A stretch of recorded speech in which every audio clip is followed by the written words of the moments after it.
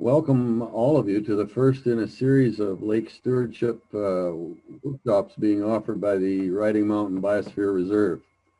My name is Dennis Hodson. I'll be your host for the workshop tonight. Both of Trevor's presentations this evening will be posted on YouTube for your viewing later. And I will now hand the workshop over to Jim Irwin. Thank you very much, Dennis. Welcome, everyone. I'm Jim Irwin, Chair of the Riding Mountain Biosphere Reserve. To begin, I would like to acknowledge that the MBR is in Treaty 2 and Treaty 4 territory of the Anishinaabe people, and to say that we respect and share their teachings that water is a sacred gift, essential for all life. As you probably know, Riding Mountain Biosphere Reserve has been around for 34 years, bringing people together to share their knowledge for the well-being of our communities. With the assistance of a number of Prairie Lake groups, who are now part of our Manitoba Healthy Prairie Lakes Network, the Riding Mountain Biosphere Reserve is pleased to host this Lake Stewardship Workshop and let our lake community share their lake protection stories. To kick off our series, we are very pleased to have Trevor Maguire tell us the stories of Pelican Lake. Trevor will be doing two presentations tonight.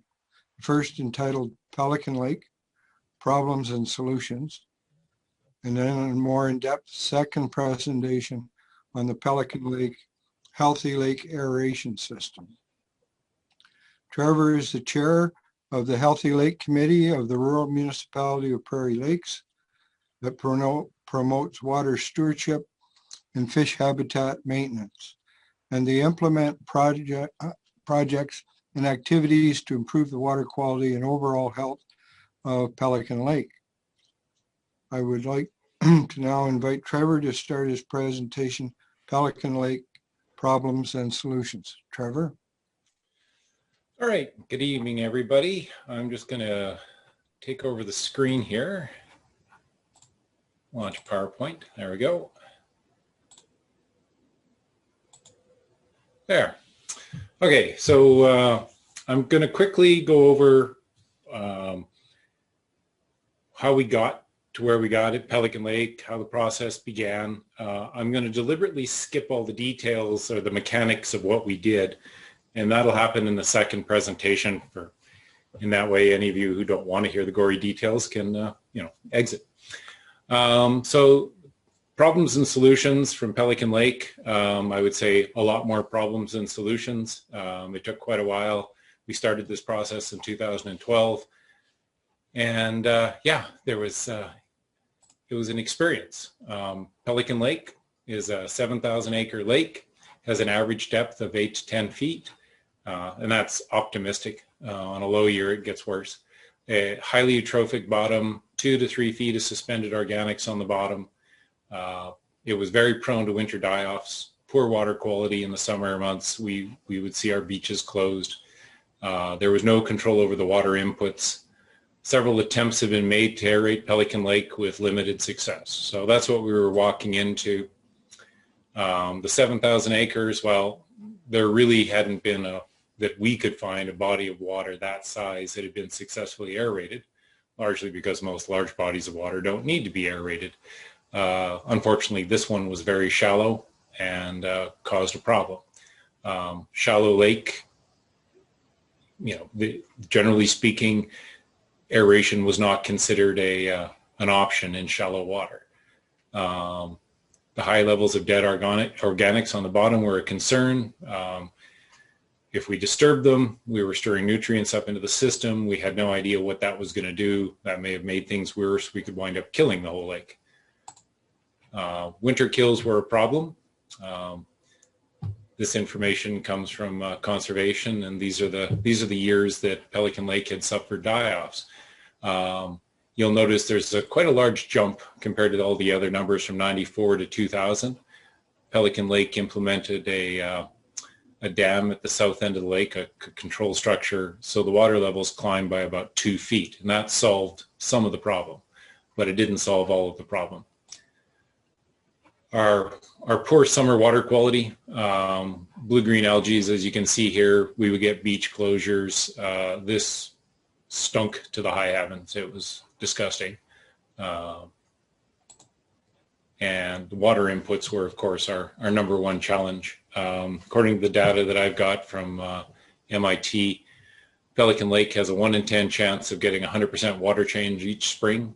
On average, we probably get a couple of feet of water into the lake, but like in 2017, 2011, more than 100% of the volume of that lake went through. 90% of the water coming our way comes from runoff from agricultural land. That land, every time we've tested that runoff, we get levels up to and exceeding 4 parts per million phosphorus or phosphate. Generally speaking, 0.5 part per million will bring on an algae bloom, so that causes a problem. The draining of agricultural lands, so if you look at the graphs from the 80s through to now, what you see is the volume of water and the rate at which the water arrives in the lake has gone up exponentially. So instead of getting long, slow spring runoffs, we now get massive influxes in the spring, and it just brings a ton of nutrients to the lake. There had been previous attempts at aeration on Pelican Lake. Those are windmills, the little air, 2 CFM Condors windmills. They didn't tolerate the windstorms we got in January in Pelican Lake. It just kind of ripped them to pieces. And then the other problem was the ice would rip out the aeration hoses. It would latch onto them, and when the ice went out in the spring, it would just rip them out. The other little creature there is a surface agitator. Works great in sewage lagoons. They tried them on Pelican Lake. They were limitedly successful until the power shut off in January, and it took about 30 minutes for them to freeze in. Then the power would come back on, and they'd blow the breaker, and they'd stay froze until somebody was brave enough to go rescue them. So they weren't effective in the winter time when we needed the aeration. Healthy Lake Committee formation. A group of stakeholders at Pelican Lake formed. There had been previous attempts. There was other committees. It was a problem. 2012 was sizing up to be an issue. The primary goal at that point was the prevention of a winter kill. We weren't really on the mandate of creating a water stewardship program. We were really just about stopping those winter kills, so at least the lake could survive and didn't have dead fish floating around in the spring. The RM of Riverside was approached, and the Healthy Lake Committee was formed as a committee of the RM. There was a lot of reasons for that, primarily liability. If you're aerating water, creating open water, having an RM standing behind you really helps. Trying to get liability insurance for that is tricky. The first thoughts of our committee when we were forming in 2012 was to look at some form of bottom aeration. So here we are in 2012. We've got very poor water conditions. Our fish populations were high, and we needed a solution. We knew if we get a bad water year, we were going to lose all our fish. So late fall 2012, we decided to conduct the first of many experiments. And I can tell you that pretty much everything you see on the screen right now, with the exception of the actual compressor, turned out to be a massive failure. We're in the upper left hand there. We're trying to install pipes using cinder blocks to sink them. That is a disaster. It doesn't work. Terrible idea. What happens is the hose porpoises between the cinder blocks. They slide along the hose. It's just a nightmare. Plus, we were doing it after it snowed, so it was miserable. The compressor was a little 5 horsepower Becker compressor. It actually worked wonderfully, and it kept 8 holes open all winter, and you can see those holes on the image there to the upper right. It did its job. It produced oxygen. The fish crowded in like you wouldn't believe, and the fishermen were in their glory. But it was too small. There was a lot of problems. And the bottom right is the bubbler heads we were using. These are Casco bubbler heads. They cost us about $250 a piece, and we later abandoned them. They turned out to be way too fragile. But that was our first attempt. 2012 through 2014, we continued with the experiments. You'll see there our development of our own bubbler head design. These things are pretty tough. You can hit them with an anchor, beat them, they survive. The line boring picture was to get around the problems with the supply hoses getting caught in the ice, porpoising and underwater. We wound up line boring 500 feet under the lake and burying all our hoses under the lake. Over the next 3 years, we would design the bubbler heads. We'd figure out how to convert single-phase power into three-phase locally. We'd find our ideal head spacing. We'd line bore under the lake, figure out the distribution methods, arranging how the field worked, testing the oxygen over and over and over again to see what the ideal spacing was. Our original spacing was 50 feet. We then went to 75, and on our final versions, we're out at 100. And we don't like to have our bubbler heads closer than 100 feet apart. And you can see we spent a lot of time on the bottom of the lake, and I'm very impressed about that. And that all led us to the creation of the Healthy Lake Aeration System. So the pictures you see there is our latest and greatest compressor booth with the manifold, so we can control every aspect of the airflow into the field without having to get wet. And the picture on the right is our largest system at the midpoint of Pelican Lake, and it's about 98 heads, has up to about 350 CFM, and is capable of holding about 42 acres of water open when the conditions allow it. And that's sort of a broad overview of what we did over the last, well, from 2012 till 2015. Since then, we've installed 2 systems on Pelican Lake. A third has gone to Killarney, and there's another that just got installed in the Gaudemy Reservoir this year. Where it seems to work. It's really built to deal with shallow water. It's designed to be robust so that when you're operating in lakes where you have recreational activity, it'll tolerate an anchor strike. It'll tolerate activity on top. The hosing is away from the shore, buried under the mud so that nobody's snagging it. It's not interfering. The compressor booths are all heavily insulated to avoid noise pollution. And that evolution of that system is where we are today. There's still lots of little problems that can be knocked out of these things, but it's getting better. And then this is a little video. I'm going to start just, it's a drone shot over the field so you get some perspective.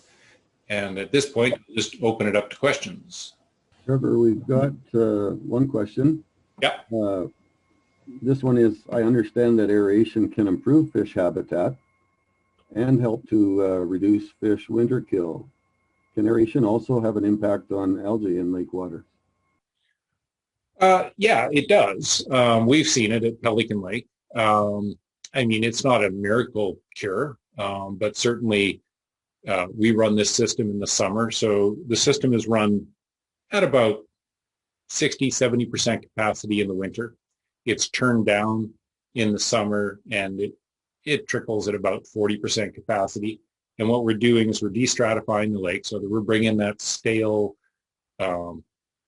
oxygen-deprived water from the bottom. We're pushing it to the top and circulating it around. And it does help to slowly clean up the lake. I always liken it to a fish tank. You know, if I give you a 10-gallon tank and 2 guppies, those 2 guppies will survive. But if I put an air stone in there, I can get 10 guppies to survive. And if I put a filter on it, I can get 20 guppies to survive. And so we're basically adding the air stone. If someone can figure out how to build a filter, that'd be great. And what were some of the greatest challenges that you and your committee faced? Like from their perspective, what were some of the greatest challenges you faced in doing this? Funding. I mean, in the beginning, it was my credit card and Jerry Parody's shop where we stole all the inventory from. So that was tricky, getting going and understanding how to do fundraising. Later on, we figured out that our fishing derby would carry most of the load. just designing the system, the figuring out what worked in this particular body of water and how to make it work. It took a lot of years of experimenting and fiddling around. Like if you go into these things assuming you know what you're doing, you're going to fail. You got to go in assuming you don't know what you're doing, and you'll figure some stuff out. And what organizations would have been your greatest sources of support within the community, Trevor? The RM obviously committed to both the RM of Prairie Lakes and the RM of Turtle Mountain committed to funding our power costs. You can see all the sponsors rolling across the screen that all stepped up. Those sponsors came in a little later once there was some signs of success. So that's always a tricky part. People will help fund success. When we did the Marina Terrace system, which you're looking at there was a grant from DFO. That was the grant that Bob Sopak wrote, and we happened to be lucky and got the timing right and picked up about $46,000 from them. There was a ton of in-kind volunteer labor, whether it's backhoes and equipment and just everything was all done volunteer-wise. Have you seen any evidence of or no impact of fish and algae in lake water, the relationship between the two? Well, yeah, so that's an interesting thing. So everyone looks at a slimy lake, like I showed in those pictures, which is largely your cyanobacteria, and they go, ooh, it's an icky lake, and they want that fixed. And the cyanotoxins we want to get rid of. But honestly, in these prairie lakes, a green lake is not an unhealthy lake. It's healthy. It's all that regular algae that's growing in the lake, that's feeding, your bacteria are feeding your algae. Your algae are feeding your phytoplanktons. Your phytoplanktons are feeding your shrimps and your minnows, and that's what's feeding your game fish, and the cycle is going on. So one of the misnomers people need to get over is clear water is not necessarily healthy water, at least not in these little prairie lakes. There's on the bottom of Pelican Lake, there's enough nitrogen to keep that lake fueled for thousands of years. It's been going there for 10,000 years, and there's a lot of goop down there. So yes, we've seen an improvement in our fishing. We've seen an improvement in the volume of fish in the lake.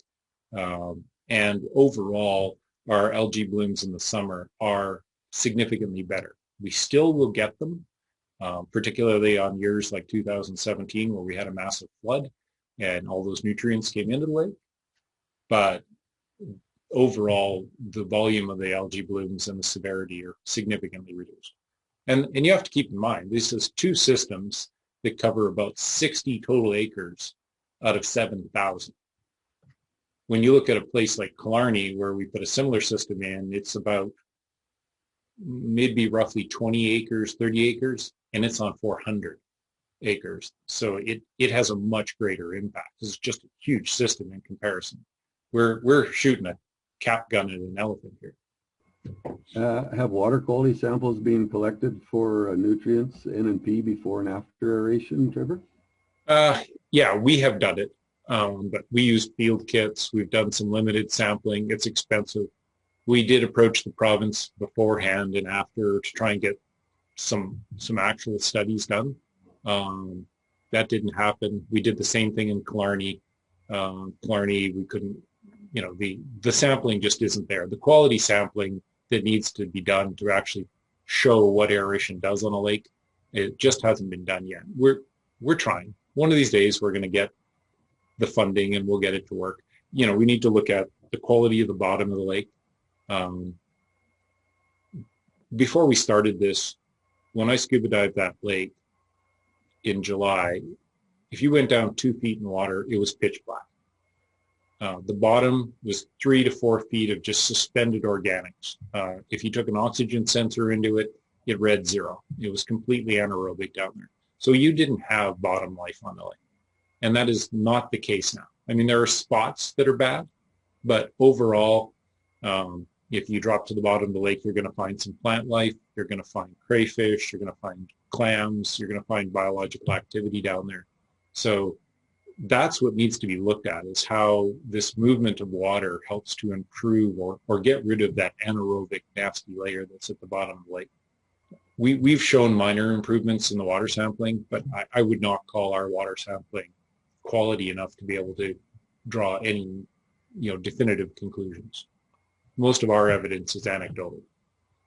Thanks, Trevor. Thank you to everyone for all the questions you've provided. Thank you very much, Dennis. And thank you, Trevor, for your excellent presentation. And I thank everyone for joining us for this first Lake Stewardship Workshop session. Now I would like to invite Trevor to start his second presentation, a more detailed presentation on the Pelican Lake Healthy Lake Aeration System. Trevor? All right. So unfortunately, I didn't have time to turn this into a PowerPoint, so we're going to work off a PDF I wrote a little bit ago. We get a lot of visitors coming down looking at what we've done. So this document was created to kind of explain. It's not pretty. It was never designed to be a fancy document. I should have sent it off to Jay Taves there, who's on the call, and said, and got him to clean it up.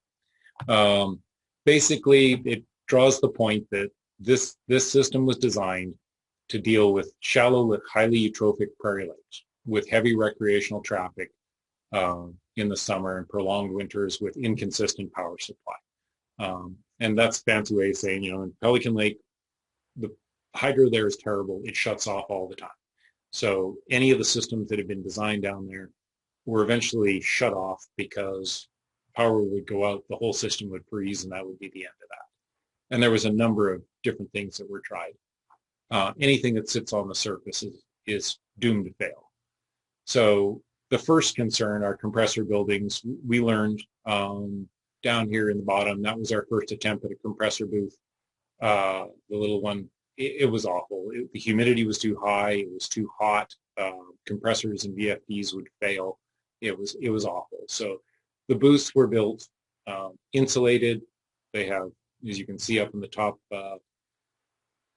right-hand corner there, we have range hoods that are, or intake hoods that have filters in them, so it cleans the air, provides nice clean air to the systems. It gives us a place to work, get up out of the muck. They're insulated to drop the sound down. If the power does go out, there's a 1500 watt heater installed in them, so it warms the compressors back up so they don't have to do a cold start. Obviously, you can see our compressors are all mounted on wheels and they're up off the floor, so we can wheel them around. And what else do we need to tell you there? The bottom line was we wanted it as easy a maintenance, easy to look after, and not disturb the neighbors. Then the next detail is the power. So we use the Hitachi VFDs. That's these little black boxes up on the wall. They take single-phase power, convert it into three-phase power, and all of our motors are three-phase. That is incredibly important because it allows us to control the compressors. One, we can slow start them so they ramp up over 30 minutes, so there's none of this throw the breaker on and all the lights in town dim. These come on slowly. There's no impact. It gives the system time to build pressure, clear its lines, get itself going. Also, when you run a VFD in three-phase, there's a significant reduction in power consumption. There's an increase in efficiency, just the way a VFD works. It never provides power to the motor all the time. It leaves little gaps in the power, so there's a savings there. And then the other big thing is we don't have to run our compressors at full power. So they're designed to run at 60 hertz, but more often than not, our compressors will run at 56 hertz or slower, which has a huge savings in power. One of the documents I read on VFDs claimed that if you decrease the frequency by 10%, so from 60 down to 56 hertz, there's a 27% savings in power. I've tested that, and it seems to be true.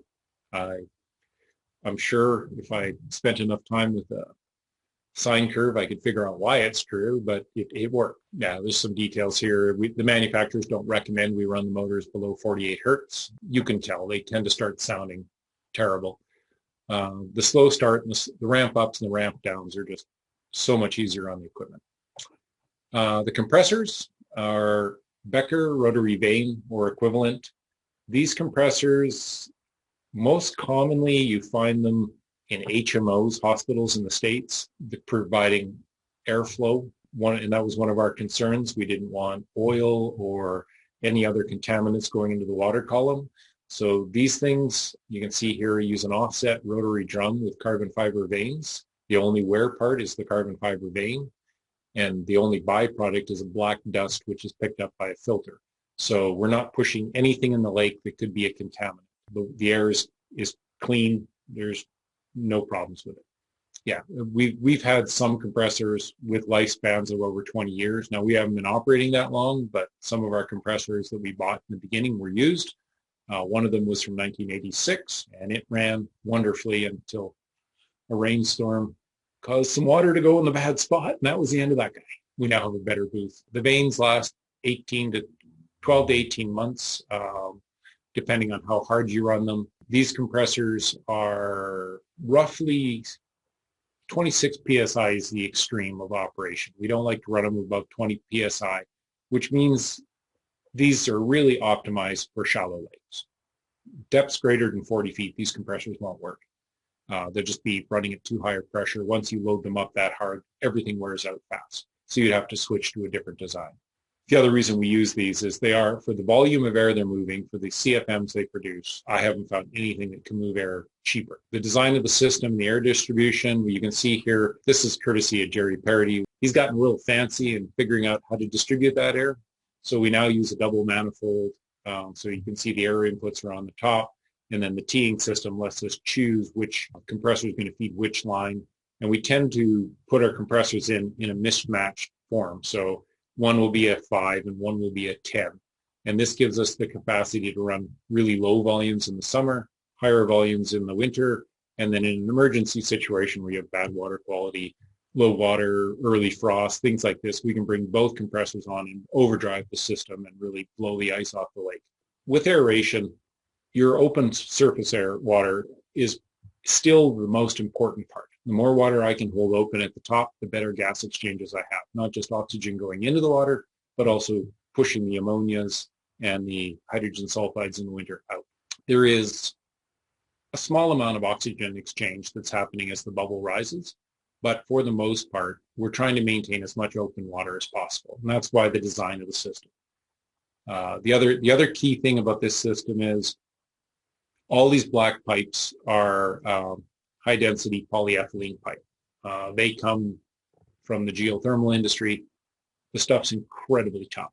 It's not black plastic poly pipe. This stuff, we can pull it through a borehole 500 feet long and it doesn't stretch. It's durable. It stands up to a lot. It should be down there for a lot of years. It runs at about 65 cents per foot. At the time of this article, it's probably a little more now. Wouldn't be much. And it claims to have a 5,500 PSI break strength. So we've never tested that. Hope never to. Trevor, we've got a question here. Yeah. Any idea what the hydro costs run annually? On our two systems, so we've got one system at the north end of the lake and one system mid-lake, running on an average year with the compressors running at about, say, 75%, 60%, somewhere in that range. We would be running about $10,000 for between the two. Now, how you break that down, in this document, I do some calculations on cost per CFM. So for instance, the one we just put in Gaudney is going to be one little 5 horsepower compressor running at about 2/3 power. Their power bill is going to be minimal. I would be surprised if they use more than $2,000 to $3,000 of power in a year. But I'll go into a little more detail on that in a bit. The line boring. So we arrived at this after our first year when the ice grabbed our pipes and dragged the whole system all over the place and made a mess. We've got a lot of boat traffic. This particular spot where we're line boring here that you can see on the screen, that's where a sailing school is. So we've got kids coming and going all the time. So it was decided that we would line bore 500 feet out in the lake, pull 8 pipes back, and then we would never have to worry about that part of the field. It also means that if our power shuts off, we don't have to worry about the water coming back up the pipes and freezing because everything's buried underground. The compressors, when they run, their main byproduct is heat. When you compress air, that's basically what you get is heat. So these pipes are quite hot. So over the winter, the ground around the pipes becomes very warm.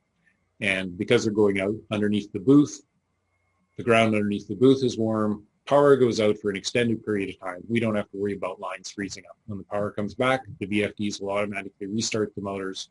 Whole system will come back up, and I never have to worry about frozen lines. And in some of the smaller systems, other designs, that is a major problem. If you can take this and avoid hitting some of the bumps that we hit, by all means. I mean, it's not that we didn't have fun, but, you know, if I could have had a document like this when I started, I would have loved it. Yeah, this is talking about the heat in the lines. A 10 horsepower compressor can throw as much as 10,000 BTUs. It is a major issue in our booths. We have a lot of airflow in that booth, even in the middle of January. The exhaust fans are blowing all the time, venting heat. Okay, so the design of the system. So we line board out in the lake 500 feet. We pulled 8 1-inch pipes. Once we get out there, we switch down to 3/4 inch pipe, and we attach rebar to it. We use 1/2 inch rebar, and that will sink a 3/4 inch pipe. So each line, there are 8 of them in the north end system, has high density polyethylene pipe with rebar attached with cable ties. So if you latch onto that with an anchor and try and pull it up, you're not getting your anchor back. There's just no way. The rebar runs us on average 30 cents a foot. It is the most efficient way we found to sink pipe. Everything else just gets ridiculously expensive. Plus, handling rebar and getting rebar, I mean, it's readily available anywhere.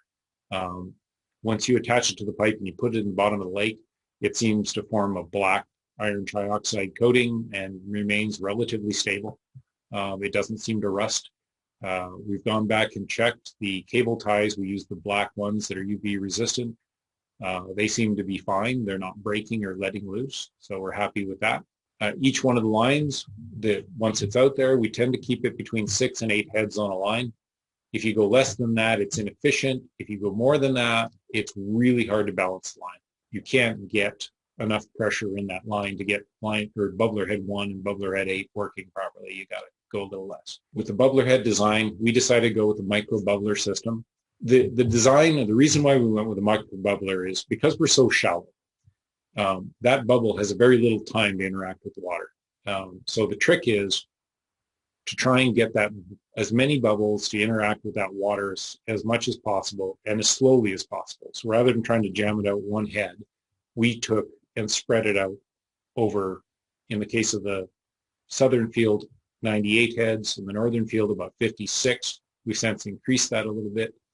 But the goal is to spread it out and let each bubble slowly interact, because what we're trying to do is move as much of that deep, warmer water to the surface to melt the ice. It has the lowest oxygen. It interacts with the atmosphere, exchanges, and we get the maximum bang. Anyone who took chemistry, osmosis is important here. There's pressures, so if your water is oxygen depleted, like the stuff at the bottom, the oxygen will more readily move into it. It's easier to get oxygen to move into oxygen depleted water than it is to get oxygen to move into oxygen rich water. So this is a calculation on the bubble. So we made an assumption that we would get 300 micro bubbles for the same surface area as what a coarse bubble produces. So in the testing, they said a coarse bubble was 2 centimeters. A micro bubble would be 0.3 centimeters. A coarse bubble would be 0.49 cubic centimeters, and you would get 300 micro bubbles for that same volume, or 6 times the total amount of surface area interacting with the water. So as those little tiny micro bubbles are rising, they're pulling more water with it, as opposed to a big bubble. And then the next part is the design of the head. So these are our design. There's nothing special about it. It's not proprietary. We just spent some time and figured out that cost about $34 to make, and they're tough. Oh, sorry, $35 in the document. The key here is, one, it's standing about 6 to 8 inches off the bottom, and it's in circles. And so that allows the water to move through the middle and up, kind of creates a little bit of a pump. If you watch the bubbles coming up from above, it tends to create a swirling pattern. And the whole idea is to try and move as much water to the surface as possible. There are manufactured heads out there that probably do work slightly better, but they're running between $250 and I've found versions at over $500. And and they're fragile. You hit them with an anchor and they're done. And then you're back in the water diving to fix them. So we use these. We've been relatively successful with them. They're cheap, and yeah, there was an assumption in one document, a white paper I read, that said a coarse bubble would transfer about 10% of its available oxygen into the water. A micro bubble would transfer about 30% of its oxygen. The problem with that white paper was it didn't reference how long that bubble had to interact with the water. So you didn't know whether it was 8 feet of water or 50 feet of water. Once we figured out how to do this, the installation became the biggest problem. And I've got some more pictures on this. So this little contraption was donated to us. It's a rather sinky old pontoon boat, and we made a platform on it to install the aeration lines. So each one of these lines that we've line bored out, there are 8 of them in the case of the north end, 12 in the south end. We then go out and attach a 3/4 inch line to it, attach rebar, sink the thing, and every 100 feet we put a bubbler head on. And that's what creates that fan pattern you've seen in the previous video. Being able to do that and keeping in a straight line proved incredibly problematic. We drifted all over the lake. It was just a mess. So that's why we arrived at this design. The minnow does make it easy. I think at the end of the process, we were able to attach and drop a line in the water in 45 minutes, compared to our start, which took about 3 days and was a disaster. This goes through the rebar. Basically what we did is we went out and we dropped marks in the water with the GPS that designed our layout. And then we'd have a boat pull the 3/4 inch line out and hold in position at the end of the line. And then this boat, the minnow, would work along the line, dropping it. And I can show you some other pictures on how we did that. It works incredibly effective. And the other thing you have to have is chase boats, because everybody on the lake wants to know what you're doing, wants to run over your pipe. This boat, if you guys can see my cursor wiggling around there, that little boat out, he's hovering in reverse, holding the pipe in line. The minnow is working its way along the line, attaching rebar and attaching bubbler heads and sinking the pipe. Okay, the operation. So it's separated into winter and summer modes. Winter, it's all about maintaining oxygen levels, off-gassing toxic gases, keeping those fish alive. And we tend to run that system at about 75% of its capacity, with the reserve capacity to be overdriven to about 150% of their design flow. Part of the other thing is the Color-Right people who designed the tubing claim that 2.4 CFM on a 6-foot head, which is what we're running, is their ideal point of oxygen transfer. So we designed the system around that 2.5. So when I talk about driving 150%, we're talking about pushing more like 3.5 CFM through each one of the heads. The summer operation is all about destratification and just oxygenation of the lake. We're just slowly rolling that over, keeping it mixed.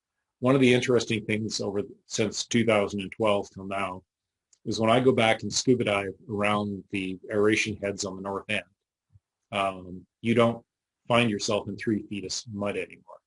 You have a relatively firm packed bottom. There are critters down there now. There's crayfish, there are clams, there are things moving around, which is kind of creepy when you're diving because you can't see them, but they're there. And so that area, one of the things we want to do is dive out and see how far out it goes. But I can tell you around the immediate aeration field, you kind of have an oasis of life. I don't know how far out it goes.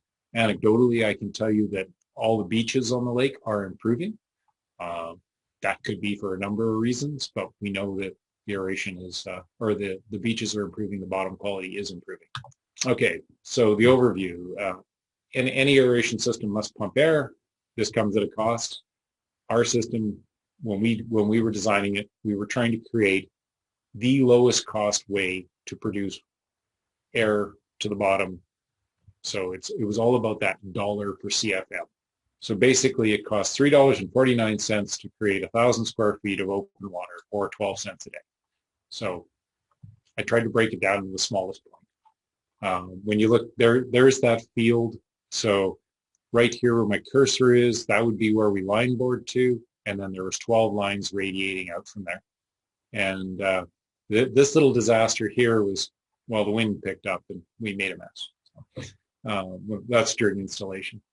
And this field, this will be January. So That'll be the month where the field is closed up the most because of the cold air. So you're looking at each one of those holes is spaced 100 feet apart. So that's holes about 50 feet around. By March, that's when you see the field just open up and all connect. I referenced the Killarney system here. Killarney, they have a much better, they're operating in 20 feet of water. Their system just works wonderfully. Their heads are spaced 75 feet apart, and they're always connected. The open water is much better. It just works better in deeper water.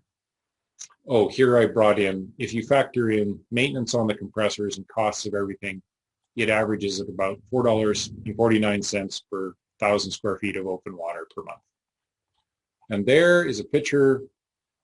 That would be late February when the sun was going down in the west of the aeration field, running, holding about 50, 60 acres of open water. And when the wind picks up in February, there are whitecaps splashing down there. And I don't care how much aeration you do, nothing puts as much oxygen into that lake than a whitecap breaking in the middle of February. Yeah, and this is just kind of an overview. One of the other things we do a lot of dissolved oxygen testing to see how that water is moving, what's happening. These systems do set up really interesting currents and patterns in the lake, things that we didn't expect. We monitor regularly, make sure our oxygen levels are staying good. And, our goal is to get to break up without seeing that oxygen level drop below 4 parts per million. And so far, we've been able to hold that. That's the overview. If you have any questions after the presentation's over, you can email us at info@Healthy Lake. There's our website that has a lot of this information on it. So I guess any question? We've got one here, Trevor. How do you staff this? Is it all volunteer or are there hired staff? Yes. Currently it is. Most maintenance performed by myself or Jerry. Yeah. That is not a long-term solution. We do need to train up some people or involve the RM in the process, or something has to change. I guess one of the other questions was to do with liability issues relative to open water on the lake. Yeah, and that was again why we chose to be a committee of the RM. Being a committee of the RM is a positive and a negative. The positive is you have the liability of the RM available to you. They're insured for it. They're government. They're allowed to do certain things. The RM just requests that we put signage around it, which we do.